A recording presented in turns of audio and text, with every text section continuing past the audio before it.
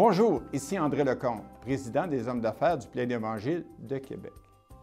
Vous nous trouverez sur le site web sous l'indication chapqc.org.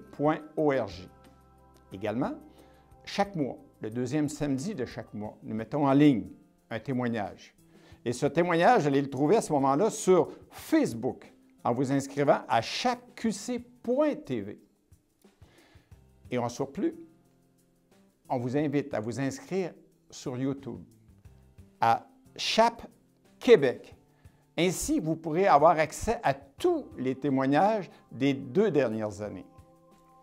Alors, ce mois-ci, en avril, nous recevons M. Jacques Dumont. M. Dumont va nous amener à son témoignage de vie. Il va nous présenter son témoignage de vie. Et il va nous présenter également une courte étude biblique. Et nous mettrons également en ligne 2 chants de louanges, ou peut-être plus, en tout cas on verra, 2 chants de louanges pour agrémenter le tout. Alors, bonne écoute et surtout, soyez bénis.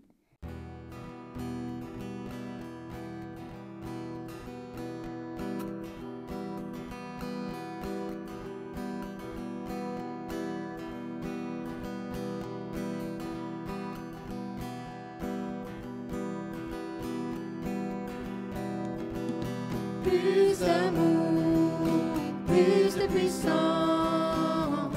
plus de toi dans ma vie. Plus d'amour, plus de puissance, plus de toi dans ma vie. Plus d'amour, plus de puissance, plus de toi dans ma vie. Plus d'amour, plus de puissance, plus de toi dans ma vie. Je veux t'adorer de tout mon cœur. Je veux te louer de toute mon âme. Je veux t'adorer de toute ma force. Car tu es mon Dieu, oui tu es mon Dieu. Je veux t'adorer de tout mon cœur. Je veux te louer de toute mon âme. Je veux t'adorer de toute ma force. Car tu es mon Dieu, oui tu es mon Dieu, car tu es mon Dieu, oui tu es mon Dieu, car tu es mon Dieu, oui tu es mon Dieu.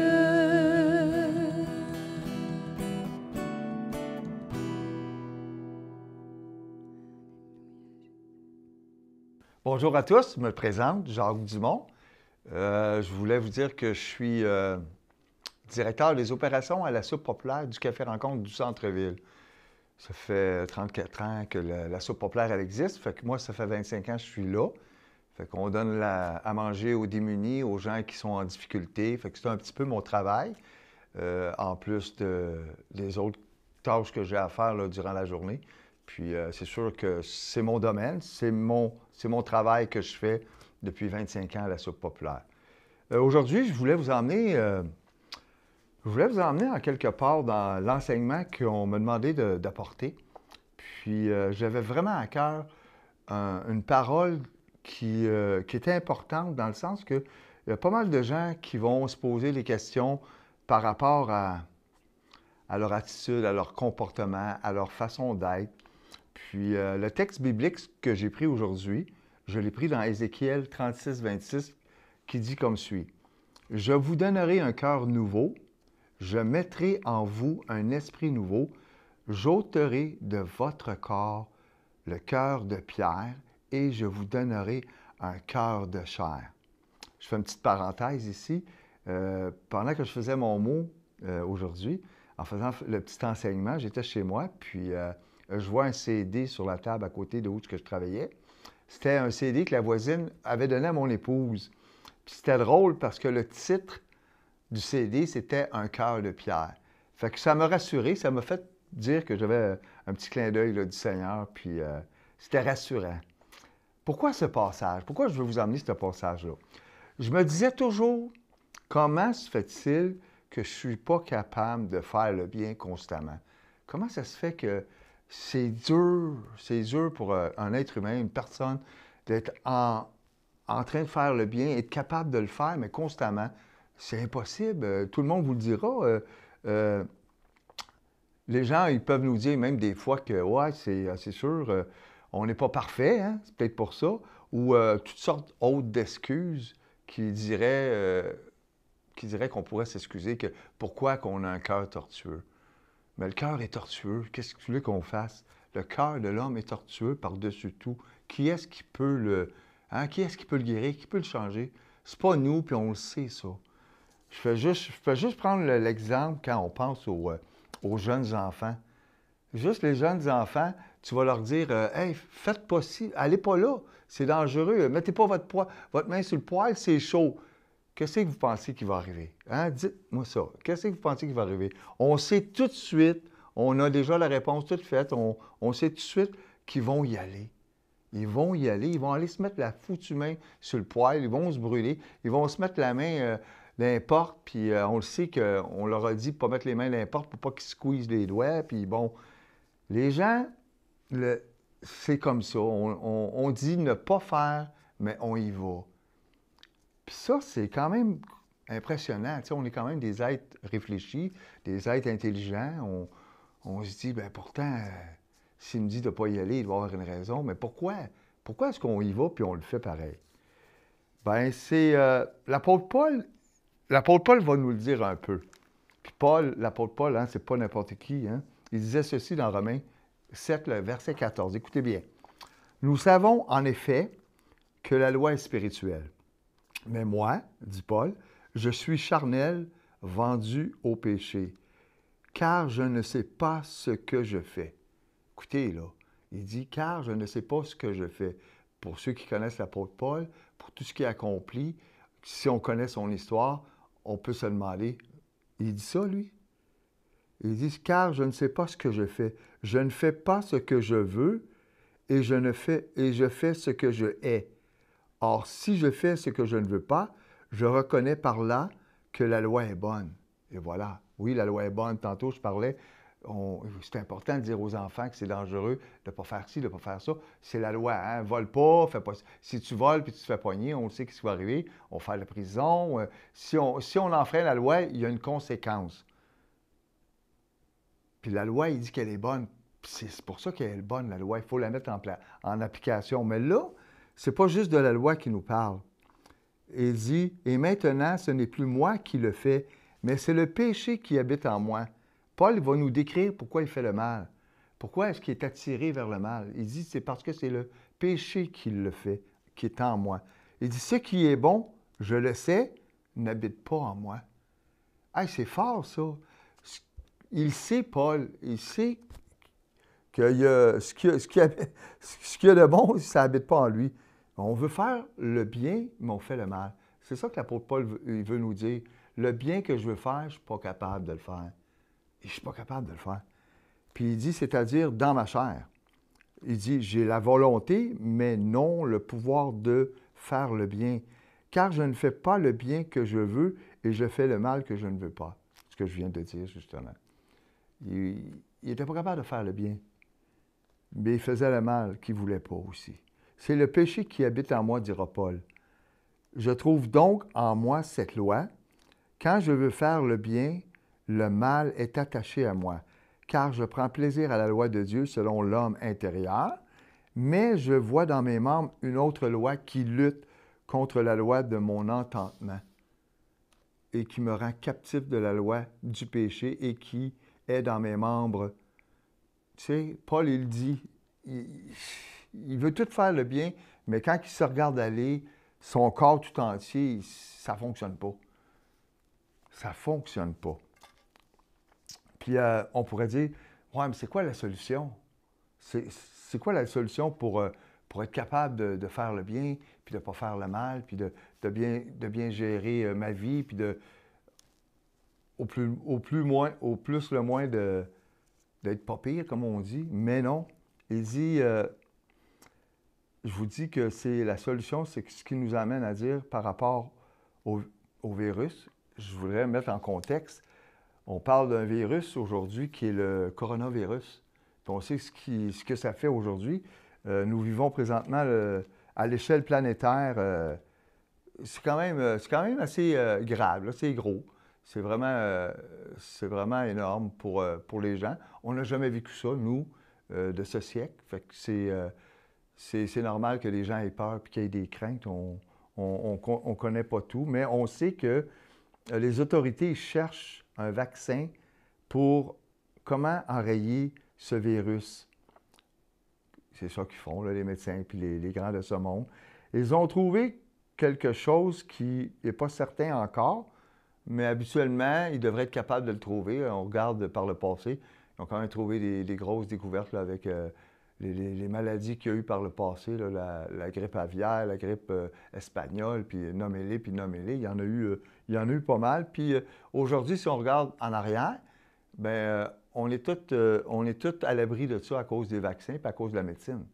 Sauf qu'il y a des nouveaux virus, puis c'est ce qu'on a vu récemment, bien, là, 1 an, le fameux coronavirus.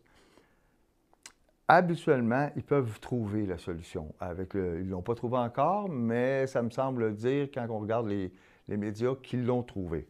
Bon. Mais le mal qui est en nous, le mal que l'apôtre Paul parle, qui n'est pas capable de ne pas faire, il n'y a pas de vaccin pour ça. Il n'y en a pas de vaccin pour arrêter de faire le mal, pour que nos pensées soient pures, pour qu'on soit des bonnes personnes, qu'on soit des exemples. Il n'y en a pas de vaccin pour ça. C'est spirituellement parlant que ça marche. La loi est spirituelle, puis c'est de cette façon-là qu'il faut aller pour trouver la solution.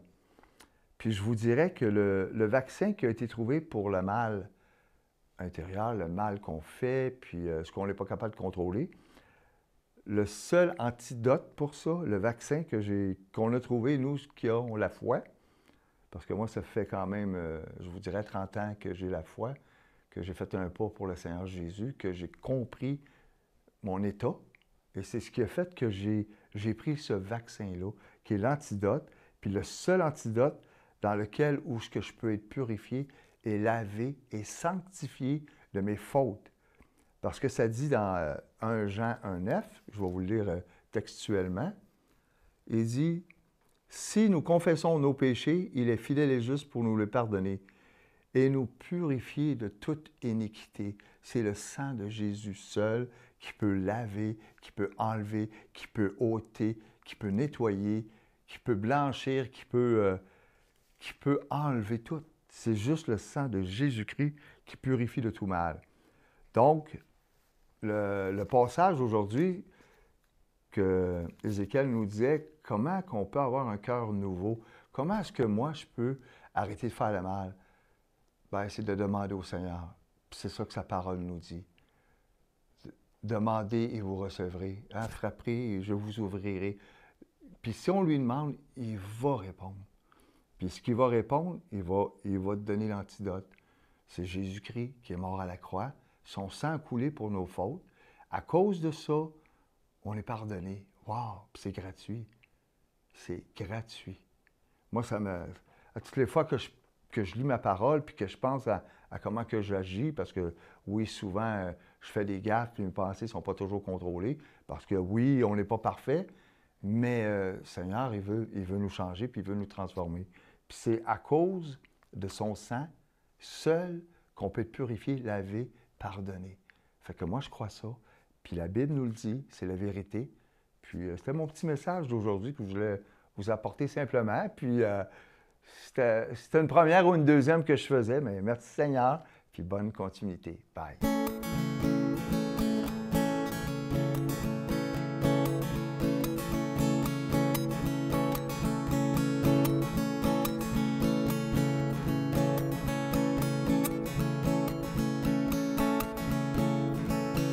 par-delà les portes fermées, aucun nom ne t'est caché.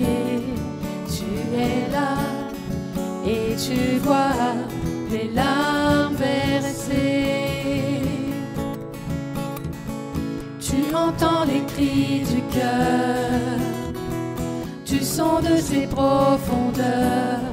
Tu désires te délivrer de toutes ces peurs. Oh, oh, oh, oh, oh, oh, oh, oh, oh.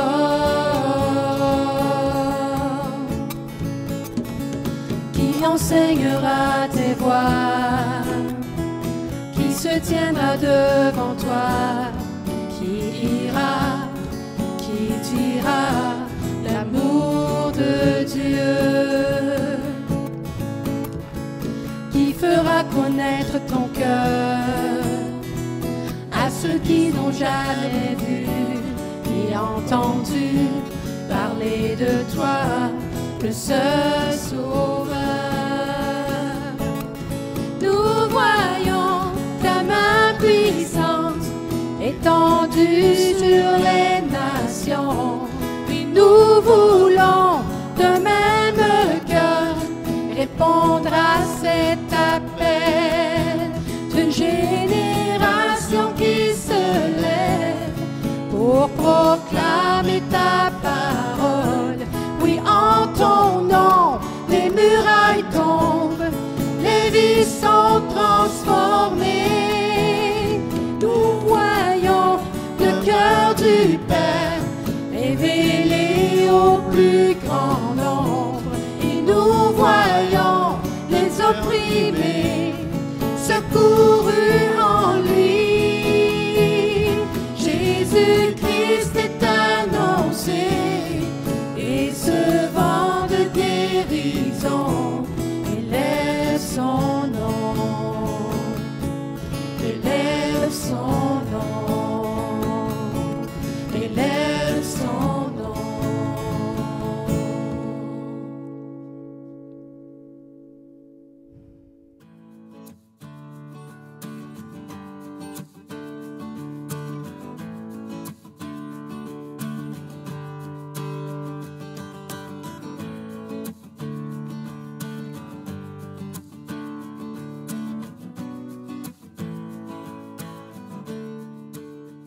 Bonjour à tous, je me présente, Jacques Dumont. Je suis originaire de Montréal. Je suis marié depuis bientôt 28 ans. Je travaille d'une soupe populaire au centre-ville de Québec. Je suis directeur des opérations, ça fait 25 ans que je suis là. Puis un peu plus tard dans mon témoignage, vous allez comprendre pourquoi que je travaille dans une soupe populaire auprès des gens qui sont en difficulté. Le début de ma vie, c'est fort simple, c'est que ça a été l'abandon de mes parents à ma naissance. Problème d'alcool. J'étais déjà en errance dès ma naissance. J'ai fait des familles d'accueil à l'âge de 6 mois, difficultés dans les familles d'accueil, me faisais battre, j'ai été empêché de manger, j'ai connu de la violence verbale, de l'injustice, manque d'amour et toutes sortes de sévices qui ne sont pas importantes de vous dire. Bref, ça part mal une vie, ça. Je me souviens déjà à l'âge de 6 ans, je regardais par la fenêtre puis il mouillait. Puis je me disais dans mon cœur d'enfant, à ce moment-là, qu'est-ce que je fais sur la terre? À l'âge de 6 ans, j'avais déjà des questions existentielles. Qu'est-ce que je fais sur la terre? Pour être battu, pour être empêché de manger, pour être enfermé après le souper, pour vivre des injustices, pour vivre toutes sortes de choses que je ne comprenais pas à ce bas âge. On a des questionnements à 6 ans pour un cœur d'enfant. J'ai développé des peurs. Je me suis fait une carapace. Je me protégeais du mieux possible. J'ai eu des carences à plusieurs niveaux, là. Vous savez, quand on n'est pas encadré, qu'on n'a pas une famille normale, c'est difficile de grandir droit ou normalement. Malheureusement, ça a été mon cas. J'ai eu de la difficulté à m'exprimer. J'étais pogné parce que j'avais peur. C'était quand même assez lourd ce que je vivais pour un enfant de mon âge. J'ai commencé à m'extérioriser, moi, à l'âge de 9 ans. Euh, Moi, ce que je voulais, je voulais juste lever la main et dire, hey, j'existe, je suis là, je veux être aimé. J'aimerais ça avoir de la tendresse puis de l'amour. C'est ce que je recherchais. Je regardais les enfants normaux. Je voyais que c'était pas pareil que moi dans ma famille d'accueil. Puis ça m'a fait réagir. Puis c'est pour ça que j'ai commencé à m'extérioriser vers l'âge de 9 ans. Puis à l'âge de 9 ans, j'ai commencé à voler. Puis ce que j'aimais quand j'ai commencé à voler, j'étais habile. Puis voler une palette de chocolat, voler un chip. Puis j'ai commencé comme ça, simplement. Puis je trouvais que ça me donnait de l'adrénaline. Ça me donnait quelque chose quand je faisais ça. Je me sentais important. J'avais des amis autour de moi parce que j'avais du chocolat, des chips, des bonbons. Puis c'était facile pour moi de prendre ça. J'étais habile. Puis, ce qui est arrivé, c'est que j'ai continué tranquillement de cette façon-là. À l'âge de 13 ans, j'ai commencé à prendre de l'alcool. Puis, ben, j'ai aimé l'effet. L'alcool faisait que j'oubliais tout simplement mon passé. J'oubliais le moment présent. Dans la situation dans laquelle je me trouvais, ben, je la trouvais plus belle quand je prenais de l'alcool. J'étais mieux. Puis, j'ai commencé à voler de plus en plus. J'ai aussi commencé à prendre de la drogue avec l'alcool. Fait que, hein, drogue, alcool, vol, c'était un petit cocktail qui n'était pas évident toujours à vivre. Ce qui arriva. Hein. Ce qui devait arriver est arrivé. À l'âge de 18 ans, j'ai fait ma première sentence de prison à Montréal, à Bordeaux. Ça allait pas bien à ce moment-là parce que là, j'étais devenu quand même un peu plus bizarre. Là. J'étais devenu claustrophobe, paranoïaque. J'avais une anxiété aiguë. J'avais peur. Puis, à cause de la consommation des drogues, à cause de l'alcool, on sait que l'alcool, c'est un dépresseur. Puis moi, ce que j'aimais quand je prenais de l'alcool, mais c'est justement, ça me calmait. Ça calmait mon passé, qui a été très difficile. Puis, je voulais pas repenser à tout ce que j'avais vécu. Fait que c'était mon échappatoire. Puis, en prison, ce qui est arrivé, c'est que je consommais plus. Puis là, j'avais des besoins. Puis j'ai développé ces peurs-là. Ils ont comme accentué. Là, j'ai eu tellement peur que j'ai eu peur de perdre la raison. Puis ça, quand tu perds, tu es pour perdre la raison, puis tu es conscient, ça fait peur. Moi, ça m'a fait tellement peur que j'ai crié de tout mon cœur, puis très fort. Puis il y a un gardien, je me souviens, qui était venu me voir, puis il dit « Qu'est-ce qui se passe? » Puis là, il m'a ouvert la porte de ma cellule, puis moi, je me suis empressé de sortir de ma cellule pour être dans la wing qu'on appelait.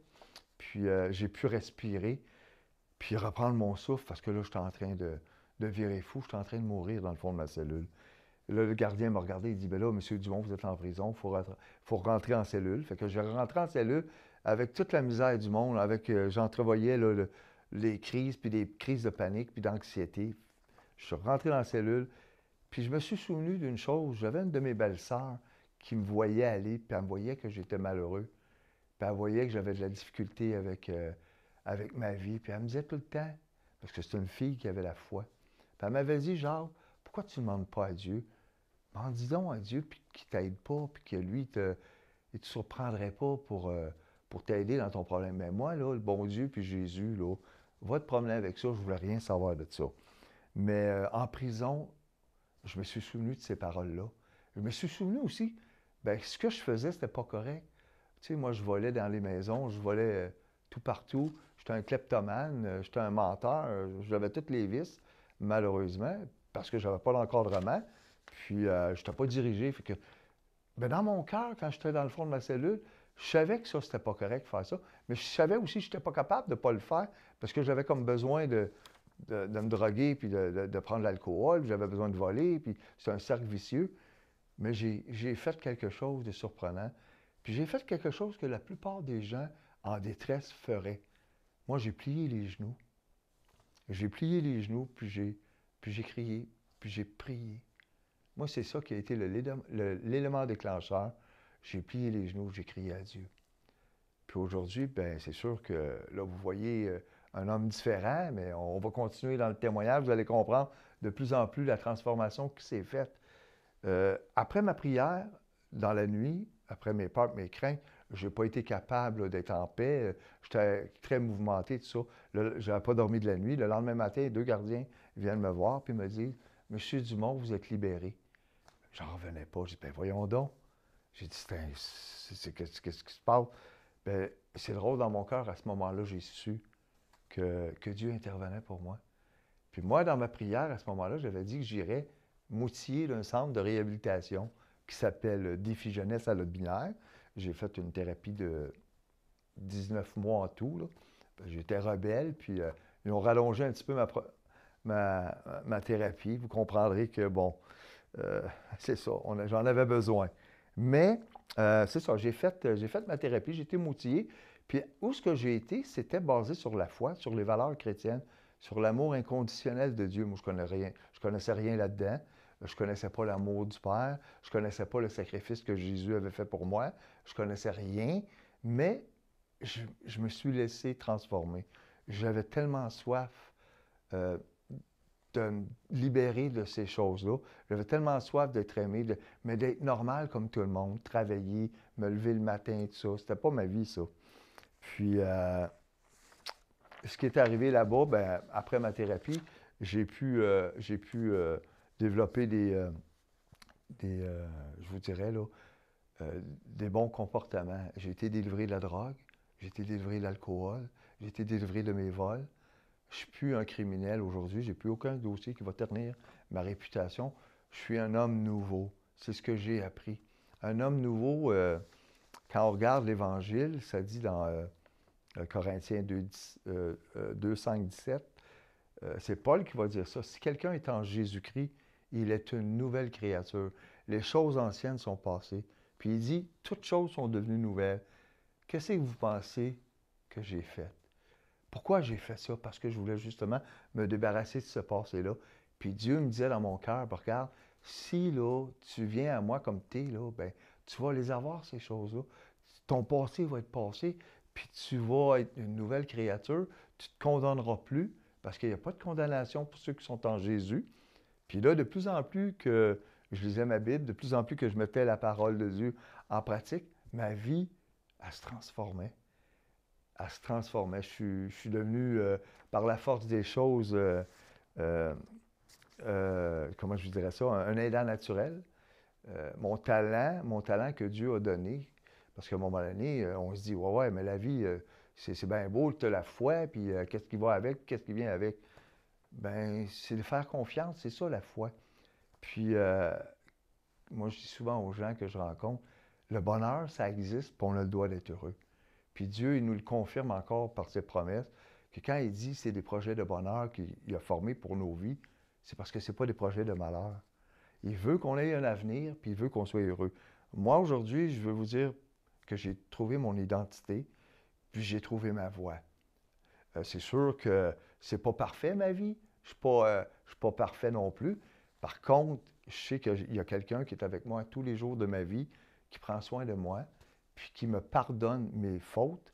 Puis ça, c'est rassurant.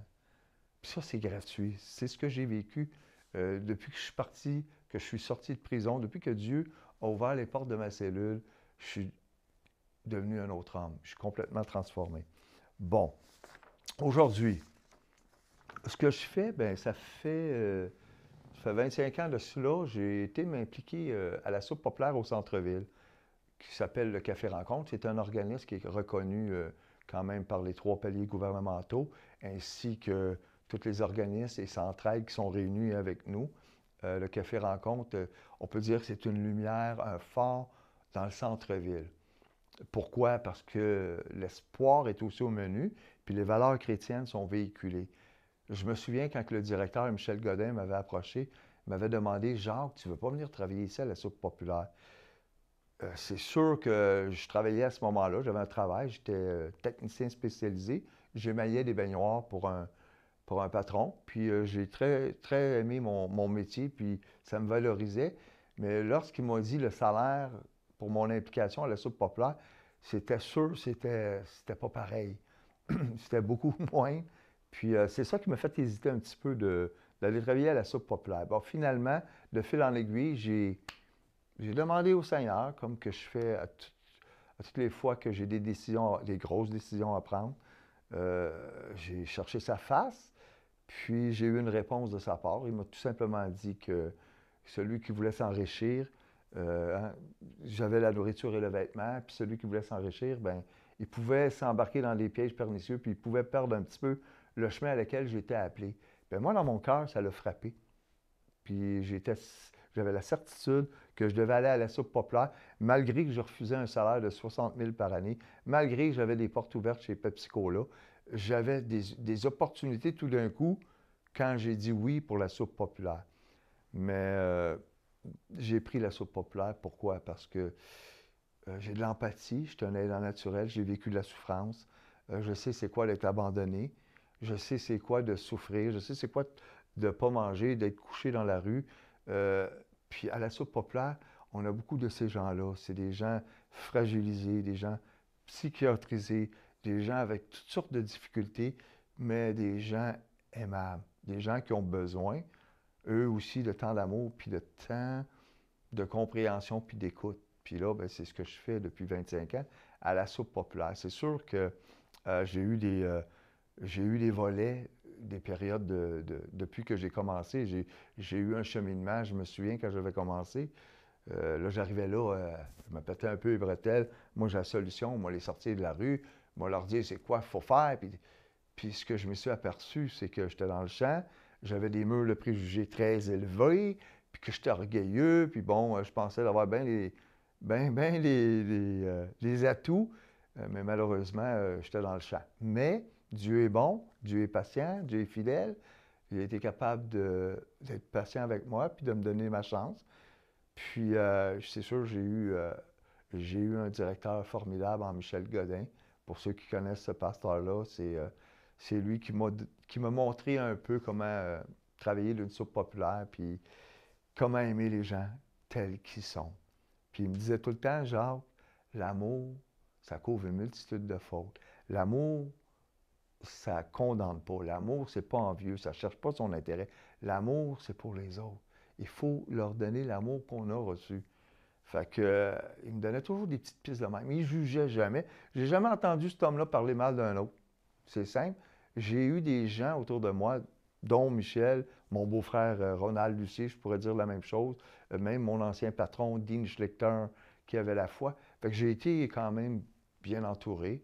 Puis c'est ce qui a fait que j'ai réussi, je pense, jusqu'à aujourd'hui, ce que je fais. Puis quand Dieu donne la victoire, il la donne totalement. C'est sûr qu'au Café Rencontre, il y a plusieurs volets, il y a plusieurs difficultés. Quand j'ai commencé, j'étais quand même, c'est ça, j'avais pas plein d'assurance comme que j'ai aujourd'hui. Souvent, je dis aux gens, pour un gars qui bégayait ou qui manquait de confiance, ça me semble pas ça aujourd'hui quand vous m'écoutez parler, mais c'est l'Esprit de Dieu qui fait ça. C'est l'Esprit de Dieu qui rassure nos cœurs, qui nous donne de l'assurance, puis qui fait qu'il n'y a pas rien qui nous dérange, parce qu'on sait qui on sert. Puis au Café Rencontre, c'est une des forces. C'est l'espoir est aussi au menu. Puis moi, au travers mon ministère à la soupe populaire, bien, au travers son ministère, je dirais, il y a eu des portes qui se sont ouvertes incroyablement. Puis c'est de ça que je veux vous parler aujourd'hui. Quand Dieu pointe quelqu'un puis qu'il dirige ses pas, il n'y a rien à craindre, parce qu'il aplanit notre sentier. Quand vous lisez les évangiles, vous vous dites, ben voyons donc, ça ne peut pas être vrai tout ce que ça dit là. Il ne faut pas analyser. Il ne faut pas analyser la foi. Il faut la mettre en pratique. Si vous voulez avoir une vie mouvementée, ouvrez vos cœurs à ce livre-là qui est merveilleux, qui est la Bible. Moi, ça fait 30 ans que j'ai la foi, puis je vais vous dire, je ne regrette rien. Puis c'est pas facile, ça serait de vous mentir, de vous dire que c'est facile. J'ai mes épisodes de tourments puis de problèmes à la soupe populaire parce que c'est quelque chose. C'est des gens en difficulté, des gens en santé mentale, comme je disais, fait qu'on vit des choses. Puis à un moment donné, il y a Centraide qui est venu nous voir au Café Rencontre parce qu'on avait des besoins financiers. Puis par le concours de circonstances, ils sont venus nous voir, puis ils ont décidé de nous supporter. Puis Centraide, bien, font des conférences dans les compagnies pour encourager les gens à donner des sous pour supporter les œuvres sociales qu'il y a dans la ville de Québec. Puis, je suis devenu un porte-parole de Centraide. Ça fait à peu près 12-13 ans que je suis porte-parole pour Centraide. Puis, le privilège que j'ai, c'est que je peux dire aux gens qu'il y a des gens qui souffrent. Puis, il faut qu'on en prenne soin. Puis, c'est ça que j'ai commencé à faire. Il faut en prendre soin. Tu sais, il y a une parole qui dit « Aimez-vous les uns les autres. Prenez soin les uns les autres. » C'est ce qui est le plus important. T'aimes ton Dieu de tout ton cœur, de toute ta force, le premier. Puis le deuxième qui est suffisant, c'est d'aimer ton prochain comme toi-même. Mais ça, c'est pas une mince tâche à faire. Fait que j'ai eu le privilège de faire des témoignages, moi, dans les compagnies des environs de Québec. Avec Centraide, j'ai pu partager ce que je fais comme en ce moment avec vous. Partager mon témoignage de délivrance, mon témoignage de comment j'étais avant, malheureux, piteux, anxieux. Puis aujourd'hui, un homme serein, plein de vitalité, plein de vie, plein d'assurance à cause de l'amour du Père, à cause de l'amour de Dieu. Aujourd'hui, si je suis comme ça, c'est pas à cause de Jacques, c'est à cause du Seigneur. Puis le Seigneur a fait quelque chose de merveilleux. Puis ça n'a pas de prix. Si vous ne le saviez pas, vous avez du prix, vous avez de la valeur, il faut la demander au Seigneur, puis lui, il va faire le reste.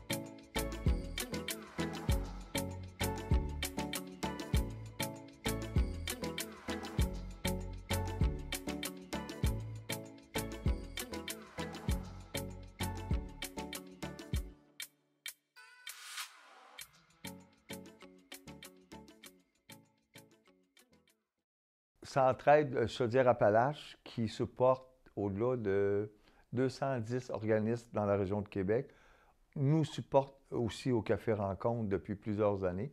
Puis, par la force des choses, Centraide m'a approché pour être porte-parole pour eux, en voulant dire de mousser aussi un peu l'organisme Centraide, qui est un organisme de toute beauté.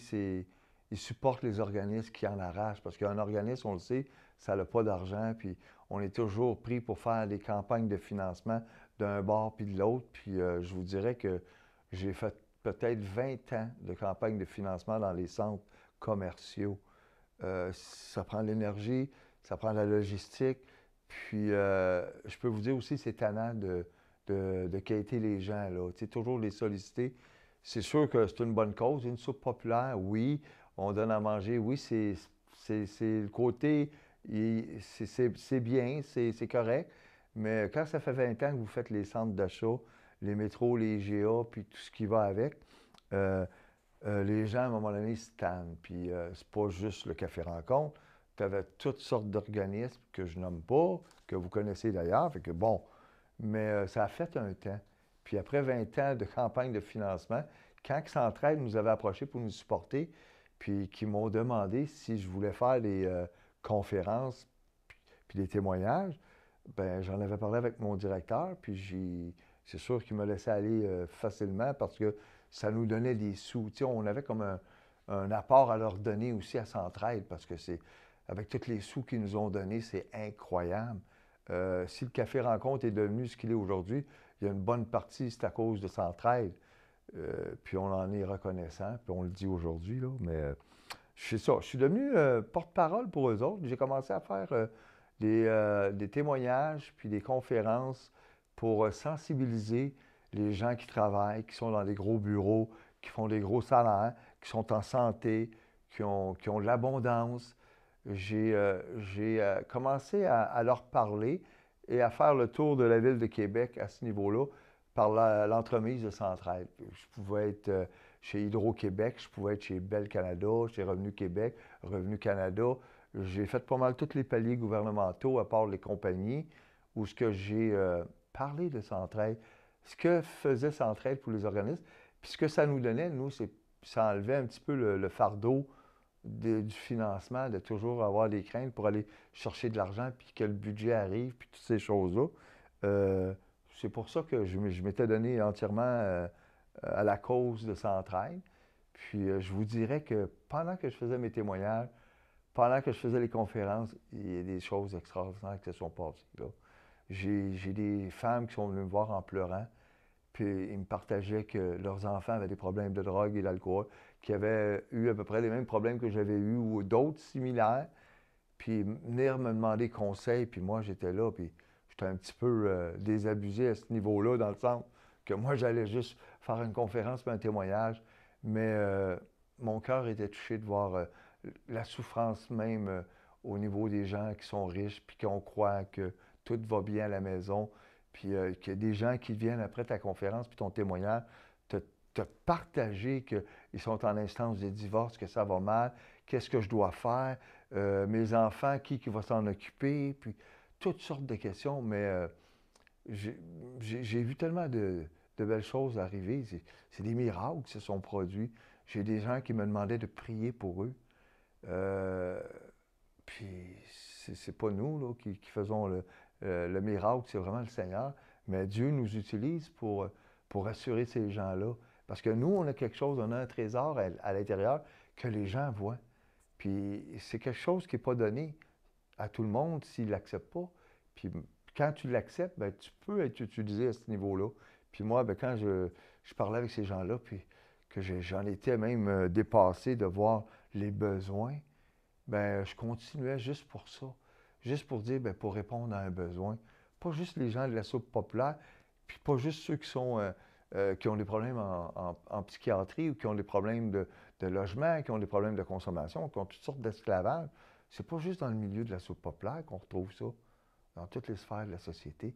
Puis j'avais ce privilège-là avec Centraide de partager ma foi, de partager mon témoignage de vie, de donner de l'espoir, de dire que oui, c'est possible, que quelqu'un peut changer de vie radicalement. Puis les gens qui avaient des besoins, je peux vous le dire aujourd'hui, c'est des gens que j'ai prié avec eux autres, qu'on se revoit, qu'on parle et qu'il y a une différence qu'il y a eu dans leur vie. Puis on s'écrit des fois sur Facebook, puis ces choses-là. Puis là, il me dit « Hey Jacques, je te remercie tellement d'avoir prié pour moi.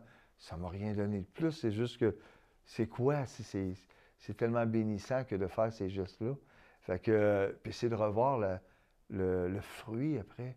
Tu peux être 5-10 ans après, puis il y a un gars qui te revient, qui dit « Tu sais, Jacques, tu m'avais parlé de telle chose. Je me souviens, au Café Rencontre, il y a un gars qui vient me voir à un moment donné, un été. Il me dit « Hey, salut Jacques, comment ça va? » Je ne reconnaissais pas le jeune homme. Là, il dit « Oui, oui, Jacques, tu te souviens pas? » Il dit « J'étais dans la rue, puis je t'ai demandé de l'aide, puis qu'est-ce que tu as fait? » Il dit « Tu as prié avec moi, tu m'as donné à manger. » Je l'avais reconduit à un endroit pour qu'il aille coucher. Je l'avais prié avec, il me disait. Puis là, il revenait 10 ans après. Il dit « Jacques, tu sais qu'est-ce qui se passe avec moi? Aujourd'hui, j'ai un emploi. Je vais me marier cet été. » Puis là, en voulant dire que Dieu m'avait utilisé, mais Dieu avait changé son cœur à lui aussi. Puis Dieu l'avait touché par son amour. C'est ça qu'on vit souvent au Café Rencontre, au centre-ville. Que ce soit sous n'importe quelle forme, c'est où ce qu'on est, il y a toujours quelque chose que Dieu veut répondre, puis il faut être là. Puis si on répond à l'appel, il y a quelque chose qui va se passer. Je dis souvent la blague, quand je témoigne, je peux garder les gens facilement jusqu'à minuit ce soir. Avec tout ce que j'ai vécu depuis 25 ans au centre-ville, il y en a des histoires, puis des belles histoires. À un moment donné, il est arrivé un épisode dans ma vie, pendant que je travaillais au Café Rencontre. Mon épouse, elle a entendu un témoignage d'une sœur qui avait retrouvé, sa fille avait retrouvé sa mère par le biais d'une émission qui se trouvait à la télévision, Claire Lamarche. Fait que ma femme elle me demande, elle dit, ça te tenterait-tu de retrouver ta famille? Parce que là, j'avais retrouvé ma mère biologique, là, une vingtaine d'années de cela. Après ça, ça arrêtait là, mais j'ai su que j'avais d'autres frères, mais je ne les connaissais pas. Fait que mon épouse m'a inscrit à l'émission Claire Lamarche. J'ai été à l'émission Claire Lamarche. À l'émission Claire Lamarche, ils ont retrouvé 4 frères live. 2 mois après, je repassais à une autre émission à Claire Lamarche qui s'appelait Bonheur à partager. On a fait la demande pour trouver mon père. J'ai retrouvé mon père biologique. Là, je suis rendu avec 6 frères, 2 sœurs. Mon père et ma mère, aujourd'hui, sont décédés, mais j'ai pu les rencontrer. Et puis, il y a une promesse que Dieu dit dans sa parole, c'est dans le psaume 68, le verset 7, que Dieu il donne une famille à celui qui est abandonné. Puis, moi, je n'ai pas juste eu ma famille biologique que j'ai retrouvée. J'ai eu une famille aussi chrétienne. J'ai eu une famille, des frères et des sœurs dans la foi. Ça, c'est une famille. Puis elle n'est pas parfaite, hein? Une famille normale n'est pas parfaite. Puis pas parce qu'on a la foi qu'on est parfait. C'est qu'on a juste quelque chose de différent. Qu'est-ce qui me fait continuer au Café Rencontre après tant d'années, après 25 ans? C'est de voir qu'il y a des cœurs qui ont la soif, puis qui ont des besoins, puis qu'on peut y répondre. Parce que Dieu nous a donné la capacité et le talent. Puis moi, ben, je crois que je suis à la bonne place au centre-ville, au Café Rencontre, parce que je me souviens, il y a un gars qui est venu me voir. Savez-vous ce qu'il m'a dit? Il me regarde, il dit, Jacques, j'aimerais ça avoir la joie que tu as, la paix que tu as, l'amour que tu as. Je vous le dis, puis je suis ému. Puis je suis touché parce que le gars avait besoin d'aide. Le gars est alcoolique, il avait des problèmes, puis il voulait s'en sortir parce qu'il est venu le confesser, puis il est venu demander de l'aide. Puis c'était spécial parce que je lui ai informé, j'ai dit, puis j'ai dit, écoute, moi j'ai été d'une thérapie, j'ai été d'un centre de formation, c'est basé sur les valeurs chrétiennes. Puis j'ai expliqué ça, il dit, oui, oui, il dit. Puis il voulait que je prie avec. J'ai prié avec. Le jeune homme est parti à Défi Jeunesse. Il a fait sa formation au complet. Il est sorti de la formation, délivré de l'alcool, un autochtone, délivré de l'alcool, de la cigarette, de ses mauvais penchants. Il est retourné à Montréal auprès de sa famille.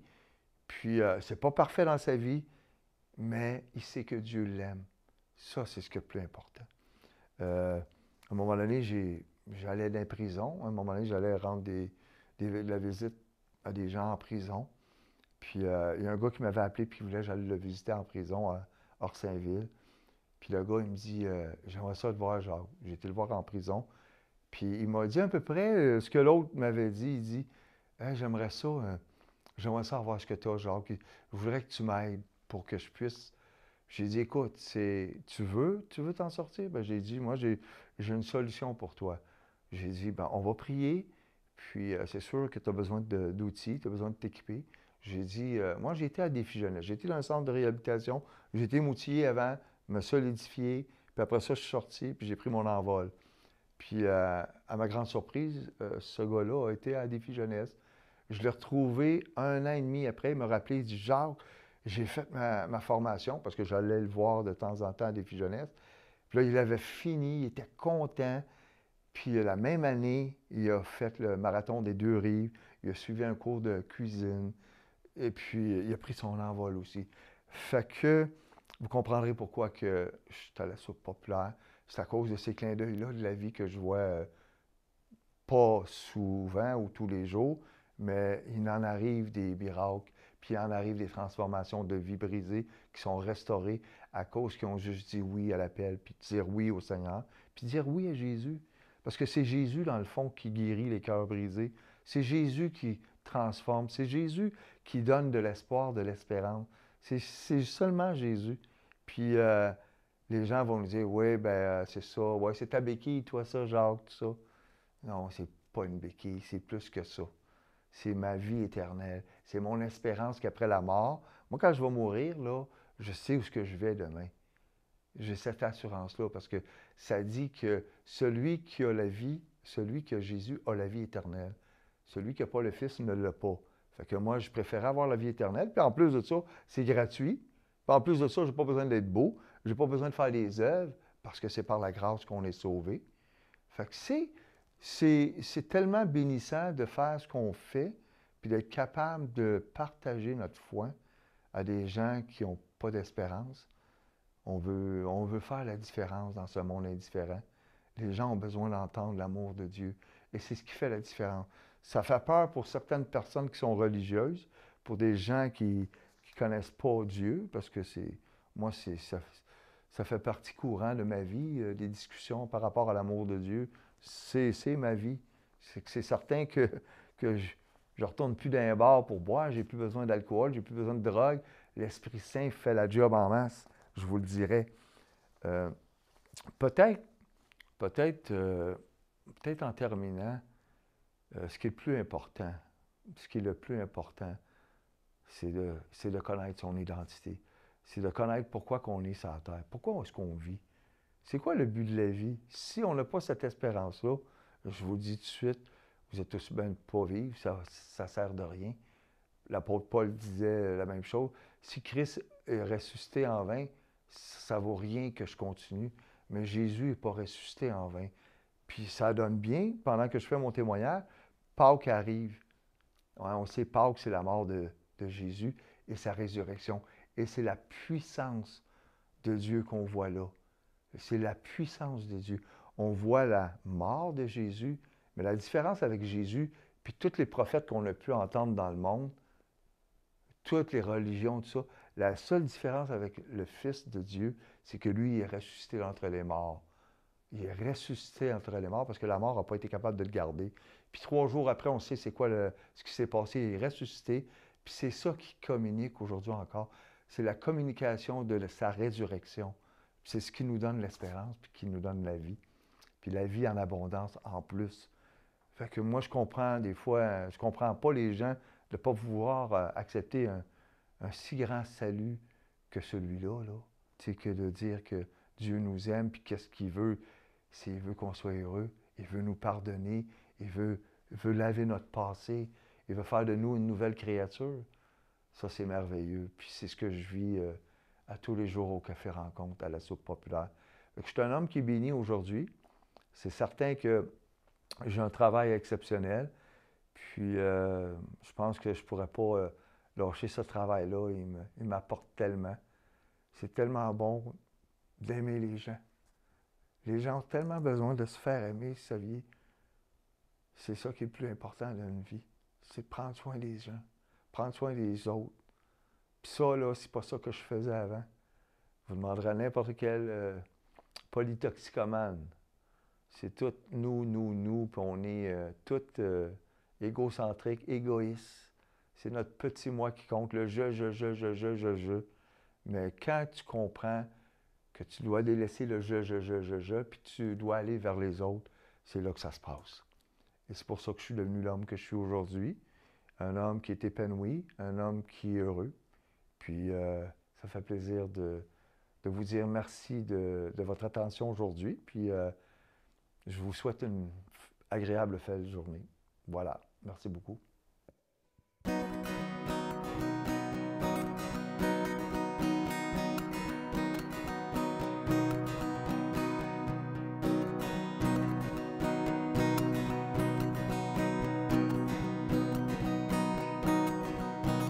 Grâce infinie de notre Dieu, qui un jour m'a sauvé.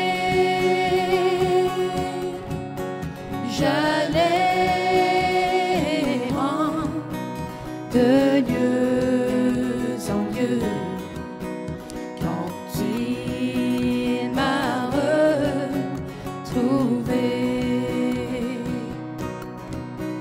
Ma vie fut complètement changée. Alors qu'en lui j'ai cru, depuis ce jour, de tous les dangers, sa grâce m'a secouru. Les chaînes d'enfer sont enlevées. Mon Dieu, mon Sauveur, m'a racheté de son pardon. Il m'envahit, amour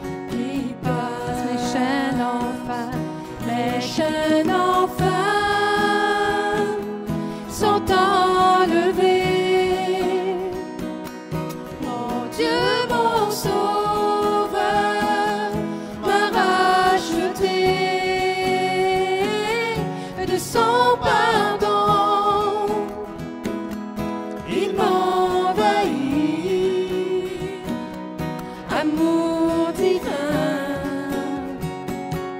grâce infinie. Quand nous aurons pendant 1000 ans